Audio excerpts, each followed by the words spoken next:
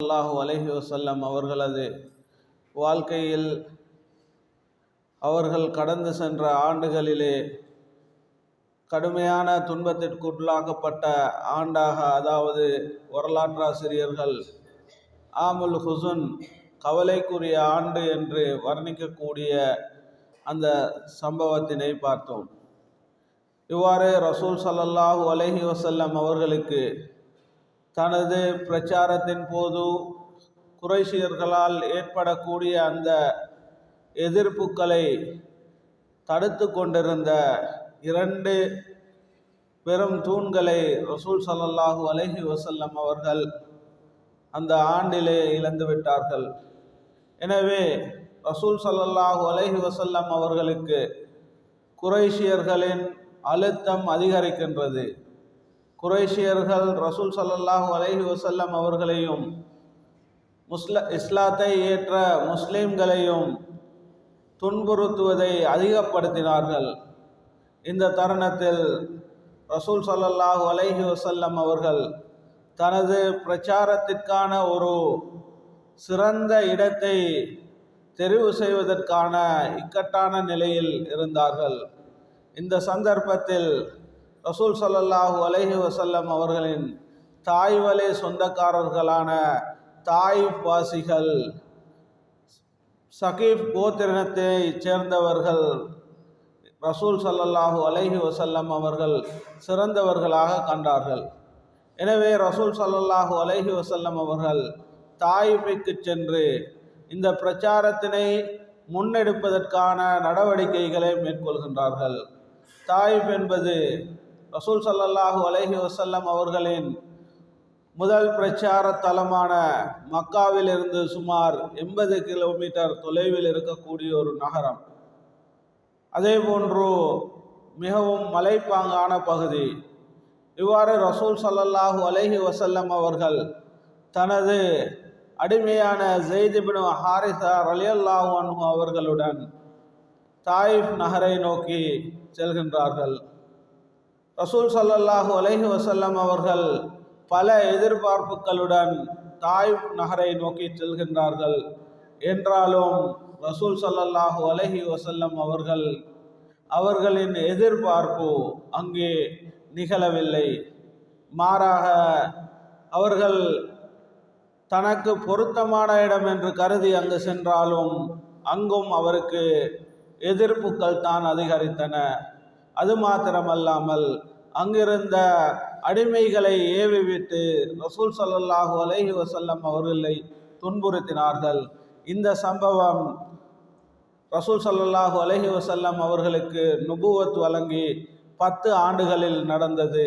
அதாவது நுபுவத்தின் 10வது ஆண்டில் ஷவ்வால் மாசத்திலே நடைபெற்றது.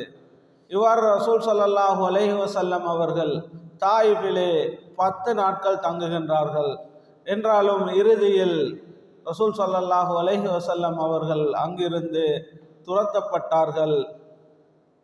கல்லினால் கடுமையாக தாக்கப்பட்டார்கள். இவ்வாறு ரசூல் ஸல்லல்லாஹு அலைஹி வஸல்லம் அவர்கள் தாயிஃபிலே இருந்து கிளம்பி வருகின்றார்கள்.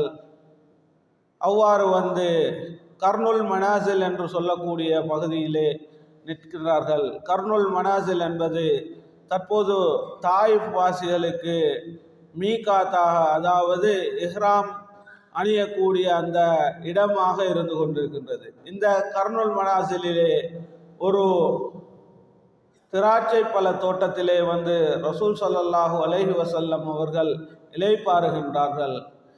இந்த சந்தர்ப்பத்திலே 2 நிகழ்வுகள் நடக்கின்றன. இவ்வாறு ரசூல் ஸல்லல்லாஹு அலைஹி வஸல்லம் அவர்கள் அந்த கர்னுல் மனாசிலுக்கு வருகின்ற பொழுது அவர்களுடைய பாதணிகள் இரத்தத்தினால் தோய்ந்திருந்தது. அந்த அளவிற்கு ரசூல் ஸல்லல்லாஹு அலைஹி வஸல்லம் அவர்கள் தாக்கப்பட்டார்கள். என்றாலும் அவர்களுடன் சென்றிருந்த ஸைத் இப்னு ஹாரிஸா ரலியல்லாஹு அன்ஹு அவர்கள் ரசூல் ஸல்லல்லாஹு அலைஹி வஸல்லம் அவர்களின் பால் வரக்கூடிய கற்களை தடுக்கக்கூடியவர்களாக இருந்தார்கள். அவ்வாறிருந்தும் கூட ரசூல் ஸல்லல்லாஹு அலைஹி வஸல்லம் அவர்கள் கடுமையாக தாக்கப்பட்டார்கள்.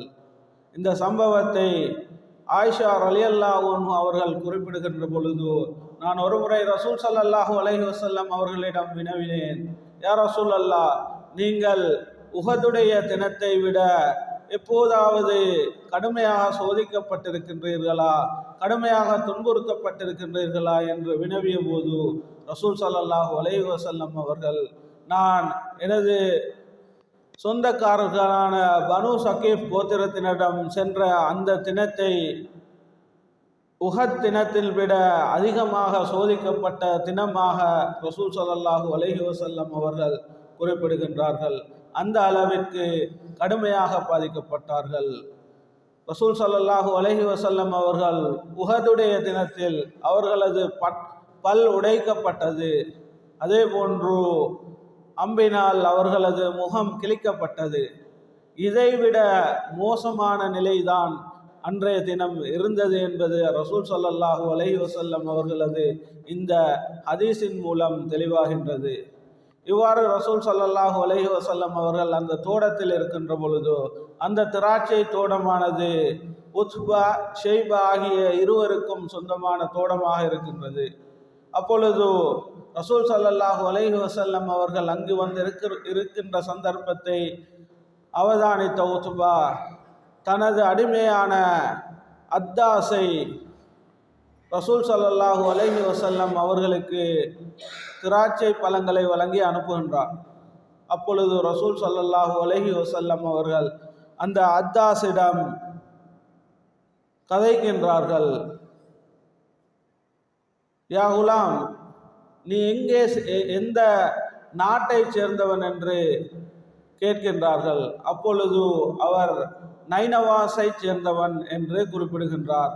நைனவாஸ் என்பது ஈராக்கில் இருக்கக்கூடிய ஒரு பகுதியாக இருந்து கொண்டிருக்கின்றது. அப்பொழுது ரசூல் ஸல்லல்லாஹு அலைஹி வஸல்லம் அவர்கள், நீ யூனிஸ் இப்னு மத்தா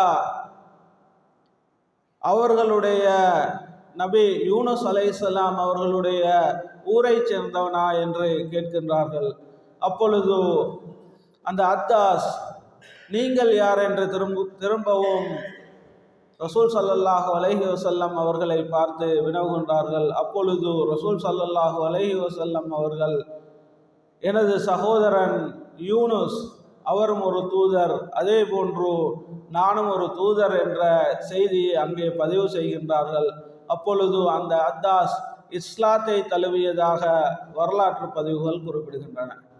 அன்பார்ந்த இஸ்லாமிய சகோதரர்களே, அதே போன்று அந்த இடத்தில் இன்னொரு சம்பவம் நடைபெறுகின்றது. ரசூல் ஸல்லல்லாஹு அலைஹி வஸல்லம் அவர்கள் கடுமையாக தாக்கப்பட்டு வேதனை அடைகின்றார்கள். அந்த தருணத்தில் ரசூல் ஸல்லல்லாஹு அலைஹி வஸல்லம் அவர்கள் தனது பலவீனத்தை அல்லாஹுவிடம் முறையிடுகின்றார்கள். அதாவது தான் தாக்கப்பட்டதை எதிர்த்து தாக்குவதற்கு சக்தி இழந்தவராக இருக்கக்கூடிய அந்த தருணத்திலே அல்லாஹுவிடம் தனது பலவீனத்தை முறையிடுகின்றார்கள்.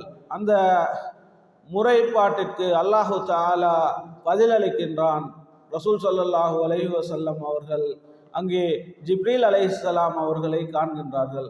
ரசூல் ஸல்லல்லாஹு அலைஹி வஸல்லம் அவர்கள் ஜிப்ரீல் அலைஹிஸ்ஸலாம் அவர்களுக்கு சலாம் கூறுகின்றார்கள். அப்பொழுது அங்கே ஜிப்ரீல் அலைஹிஸ்ஸலாம் அவர்களுடன் இன்னொரு மலக்கும் வந்திருக்கின்றார்.